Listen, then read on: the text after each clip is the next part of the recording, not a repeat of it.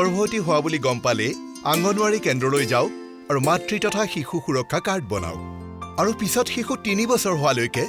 প্ৰতি মাহে আংগনৱাড়ী যাওক আৰু তেওঁৰ ওজন কৰাওক আৰে হ'ব বাইদেউ গোটেই তৰকাৰী ইয়াতে দি দিলা এতিয়া তুমি কি খাবা সেই চাটনি অলপ আছিল নহয় মই তাৰ সৈতে খাই লম আৰে বাহ কি যে ত্যাগৰ দেৱী এজন ডাক্তৰক চিনি পাওঁ মই তেওঁ কম বুদ্ধিৰ ল'ৰা ছোৱালীক চিকিৎসা কৰে কেতিয়াবা ওলাবা লগ কৰাই দিম আমি কিয় লগ কৰিম তেওঁ যদি তুমি খোৱা বোৱা ঠিকমতে নকৰা তেন্তে তোমাৰ সেই পেটত যে জীৱন পালি আছা সি ভোজন নাপাবই আৰু পাছত হ'ব অপুষ্টি অৰ্থাৎ শৰীৰ আৰু মগজু দুৰ্বল এতিয়া কিবা খাবানে লৈ যাম ডাক্তৰৰ ওচৰলৈ গৰ্ভাৱস্থাৰ সময়ত মনত ৰাখিব যে গৰ্ভৱতী মাকে সময়মতে যাতে সঠিক আৰু পুষ্টিকৰ আহাৰ লাভ আৰে ককাই সেয়া চোৱা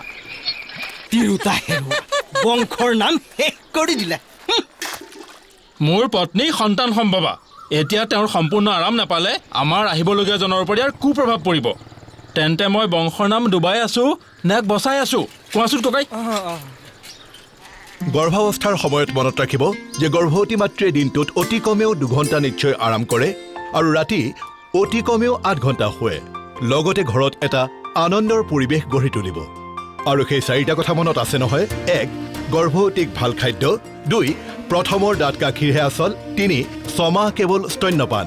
4 পাছত স্তন্যপানৰ পুষ্টিতত্ত্ব